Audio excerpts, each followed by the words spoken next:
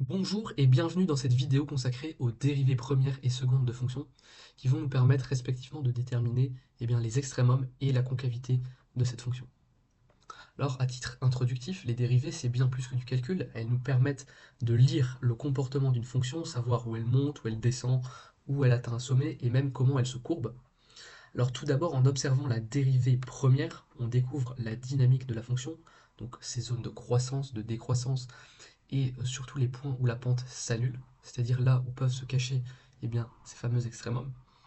Et ensuite, dans un second temps, en regardant la dérivée seconde, on plonge plus profondément et on comprend la forme de la courbe, sa concavité et la manière dont sa pente évolue. Donc dans cette vidéo, on va voir comment ces deux dérivées, la dérivée première et la dérivée seconde, permettent de déterminer, donc pour ce qui est de la dérivée première, euh, les extrémums d'une fonction, et pour ce qui est de la dérive seconde, de décrire ces variations de concavité. Alors avant d'entrer directement dans le vif du sujet, faisons un petit rappel sur les dérivées. La dérivée première d'une fonction qu'on note généralement f' de x mesure en fait la pente de la tangente à la courbe en un point donné. Donc par exemple, comme on peut le voir sur le graphique, ici on a donc une courbe en rouge, et on a par exemple autour du point A, au niveau du point A, que la pente de la tangente au graphe, la droite qui est tangente au graphe en ce point, on voit que cette tangente est montante. Donc cela signifie ici que la dérivée euh, de la fonction en ce point est positive. Donc la tangente est montante, la fonction est donc croissante. Si à l'inverse, comme ici au point B, on a une pente de la tangente qui est décroissante, donc cela est traduit par euh, le fait que la dérivée f' de x est strictement négative, que la tangente est descendante, et cela implique que la fonction, donc la fonction f représentée par la courbe rouge, elle est décroissante en ce point. Donc, comme on peut le voir ici, la courbe descend au niveau du point B. Et pour ce qui est des pentes qui s'annulent, comme ici au point C, on a une pente qui est nulle, cela se traduit par une dérivée qui est égale à 0. Donc si f' de x est égal à 0, la tangente est horizontale. La fonction présente donc un extrémum local qui peut être soit un maximum, soit un minimum, comme ici au niveau du point C. On peut aussi voir cette dérivée comme la vitesse de variation de la fonction. Quand la dérivée est positive, la vitesse est vers le haut. Quand elle est négative, la fonction ralentit et redescend. Donc ce simple outil, la dérivée première, permet de déterminer les zones de croissance et de décroissance et de repérer ainsi les points critiques où la pente change de signe, la clé pour comprendre les extrémums. Allons-y pour trouver les extrémums avec la dérivée première. Lorsqu'on cherche les extrémums d'une fonction, le réflexe à avoir, c'est de regarder sa dérivée première, f' de x. C'est elle qui va indiquer où la pente devient horizontale, autrement dit, où la fonction peut atteindre un sommet ou un creux. Donc tout d'abord, identifier les points critiques. Les points critiques sont les endroits où la dérivée première s'annule, lorsque f' de x égale 0, ou lorsque la dérivée première n'existe pas. Ces points sont les candidats potentiels à un maximum ou un minimum local. Mais attention, tous les points critiques ne sont pas forcément des extrêmes. Donc ensuite, on va étudier le signe de la dérivée première. Pour savoir ce qui se passe autour d'un point critique, on analyse le signe de f' de x. Donc, si f' de x passe de positif à négatif, la fonction monte puis descend. Donc on aura affaire à un maximum local. Si à l'inverse, on a que f' de x passe de négatif à positif, eh bien la fonction descend puis remonte. Donc le passage du négatif, le négatif c'est donc la descente, puis le positif c'est la remontée. Donc on aura affaire à un minimum local. Et si le signe ne change pas, la fonction ne fait que monter ou descendre. Donc il n'y a pas d'extrémum, juste une pente qui s'adoucit. Cette méthode s'appelle le test du signe de la dérivée, qui est un outil simple et visuel pour repérer les extrémums. Et bien souvent, on utilise un tableau de signes pour mieux se représenter les choses. Bien, on va tout de suite voir deux exemples concrets d'analyse de croissance de fonctions, avec un premier exemple qui est une parabole classique, donnée par l'équation f de x est égal à moins x carré plus 4x plus 1. Donc premier réflexe à avoir, calcul de la dérivée de moins x carré plus 4x plus 1, ce n'est rien d'autre que moins 2x plus 4. Ensuite, on va annuler la dérivée première, donc on va égaler cette équation à 0. Moins 2x plus 4 est égal à 0. cette équation s'annule pour x égale à 2. Donc on a un extrémum local ici en x égale 2. Donc maintenant, pour savoir s'il s'agit d'un minimum ou d'un maximum, on va analyser le signe de f' de x. Donc pour les x plus petits, strictement plus petits que 2, pardon, la fonction f' de x sera strictement positive. Par exemple, si on a x qui vaut 0, par exemple, eh bien on aura moins 2 fois 0 plus 4, 4 qui est strictement positif. Donc on a la fonction qui monte pour les x strictement inférieurs à 2. Alors que pour les x strictement supérieurs à 2, prenons, je ne sais pas, par exemple, x égale 3, on a bien que 3 est strictement supérieur à 2, on aura pour l'expression de f' de 3, moins 2 fois 3 qui fait moins 6, plus 4, ça nous donne moins 2. Donc moins 2, on a bien affaire à quelque chose de négatif. Donc la fonction descend. Et donc si on écrit ça dans un tableau de signes, avec x égale 2 pour f' de x égale 0, on a donc notre extrémum local ici en x égale 2, et on n'aura que pour f, et bien pour les x strictement inférieurs à 2, bien la fonction f monte, puisque le signe de f' est strictement positif, et pour les valeurs de x strictement supérieures à 2, on n'aura que la fonction f descend, puisque f' est négatif en ce point. Enfin, au-delà des pour les x strictement supérieurs à 2.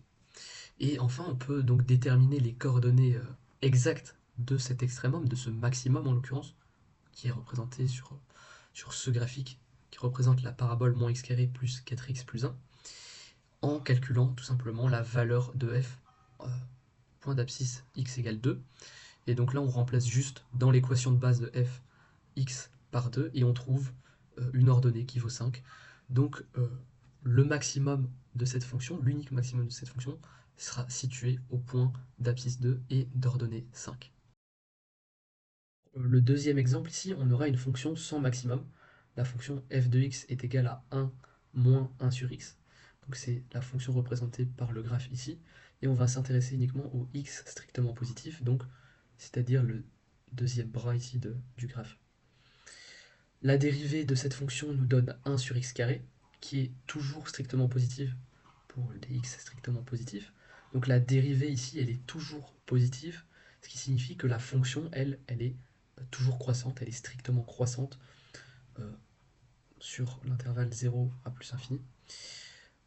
Donc cette fonction ne s'arrête jamais de monter, mais on voit bien que son évolution ralentit. Le comportement à l'infini, quand x tend vers plus l'infini, eh bien la fonction 1 moins 1 sur x tend vers 1. Donc conclusion, la fonction n'atteint jamais la valeur 1, on a ici une asymptote au niveau de 1, mais elle s'en approche de plus en plus, et la fonction elle est bien quand même strictement croissante. Il n'y a pas de maximum ici, on peut le voir, mais bien ce qu'on appelle un suprémum, qui est égal à 1. Bien, maintenant qu'on a vu la signification de la dérivée première, qui nous donnait des informations sur la croissance de la fonction, qui nous permettait de déterminer des extrémums, minimum, maximum de la fonction, voyons comment la dérivée seconde nous donne des informations sur la concavité de la fonction. Donc si la dérivée seconde de la fonction est strictement positive, on aura une courbe concave vers le haut, donc comme l'exemple ici en bleu. Donc c'est ce qu'on appelle aussi quelque chose de convexe, ici. Et si à l'inverse la dérivée seconde est strictement négative, eh bien on aura une courbe concave. Donc c'est l'exemple ici représenté en rouge. Donc si la dérivée seconde est strictement positive, on a une forme comme ceci.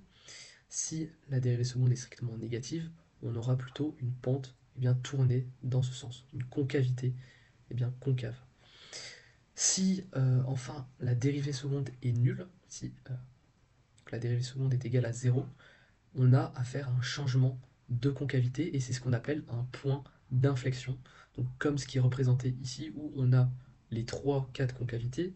Donc le cas concave ici, donc la dérivée seconde est strictement négative. On arrive ensuite à ce point d'inflexion où donc on est dans un entre-deux entre concave et convexe. Et puis on a ici cette forme convexe, donc tournée vers le haut, lorsque la dérivée seconde de la fonction est strictement positive. Voyons désormais le lien entre dérivée seconde et extrémum. La dérivée seconde sert aussi à confirmer la nature d'un point critique trouvé à l'aide de la dérivée première, donc comme on l'avait fait tout à l'heure, lorsqu'on égale la dérivée première à 0. Donc ici on a différents cas. Si la dérivée première, donc en point x0, s'annule, et que la dérivée seconde en ce même point est strictement positive, donc on a que la pente est nulle, traduit par le f' de x0 égale 0, et la courbe est concave vers le haut. Donc ce qui est traduit par la dérivée seconde en x0 strictement positive, donc courbe concave vers le haut, strictement positive ici indique que f est concave vers le haut. Donc à l'aide de ces deux informations, eh bien, on sait qu'on a affaire à un minimum local, donc en x0.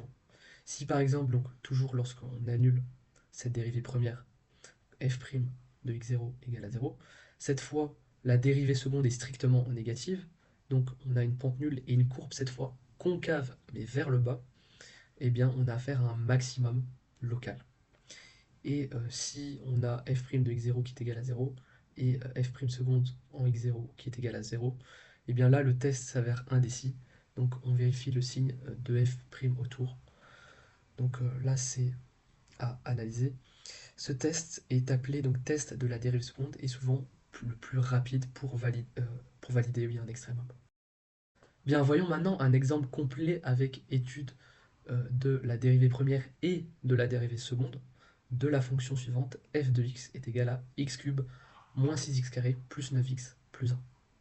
Donc tout d'abord, on va s'intéresser à la dérivée première. Dérivée première de ceci, ça va nous donner 3x carré moins 12x plus 9. Si on met en évidence 3, on peut réécrire ça comme 3 fois, entre parenthèses, x carré moins 4x plus 3. Et alors là, il faut le voir, mais on peut réécrire la parenthèse comme x moins 1 fois x moins 3. Ce qui nous facilite ici la tâche pour donc déterminer les valeurs de x pour laquelle la dérivée première s'annule. Donc si on ne voit pas qu'on peut fractionner x carré moins 4x plus 3 en x moins 1 fois x moins 3, eh bien on peut faire tout simplement la manière générale avec le calcul du delta. Mais ici, ça nous facilite la tâche pour voir que que la dérivée première de la fonction s'annule en x égale 1 et x égale à 3. Donc avec ça, on peut tracer notre tableau de signes. On a que pour les valeurs de x strictement inférieures à 1, f' est positive. Donc on a que pour la fonction f, eh bien, on a que la fonction f est croissante jusqu'au point 1. Puis pour tous les x situés entre 1 et 3, eh bien, la dérivée est négative. Donc, f' pour des valeurs prises entre 1 et 3 donne des valeurs négatives. Donc la fonction f, elle, décroît. Et ensuite, on regarde donc, pour des valeurs de x plus grandes que 3, pour ce qui est de la dérivée première. Et donc lorsqu'on teste avec des valeurs plus grandes que 3, quand on place ici dans la dérivée première, on a une dérivée première qui est positive, donc une fonction, la fonction d'origine qui est croissante. Ça nous dit donc qu'en x égale 1, f' de x passe de plus à moins, donc de valeur positive à négative. Donc on voit tout de suite qu'on aura affaire à un maximum local. Et en x égale 3, eh bien, f' passe de moins à plus, donc ça veut dire que la fonction décroît puis se remet à croître, donc on aura affaire à un minimum local. Ensuite, on va calculer les valeurs correspondantes de la fonction f, la fonction d'origine, pour les x qu'on a trouvés, pour lesquels la dérivée première s'annulait, donc pour x égale 1 et x égale 3, où donc x égale 1 c'était le maximum local et x égale 3 le minimum local.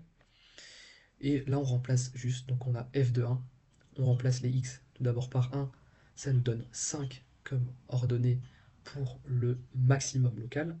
Et pour le minimum local, on a bien donc un minimum local qui sera situé au point d'abscisse 3 et d'ordonnée 1. Donc après avoir remplacé dans la fonction d'origine les x par 3.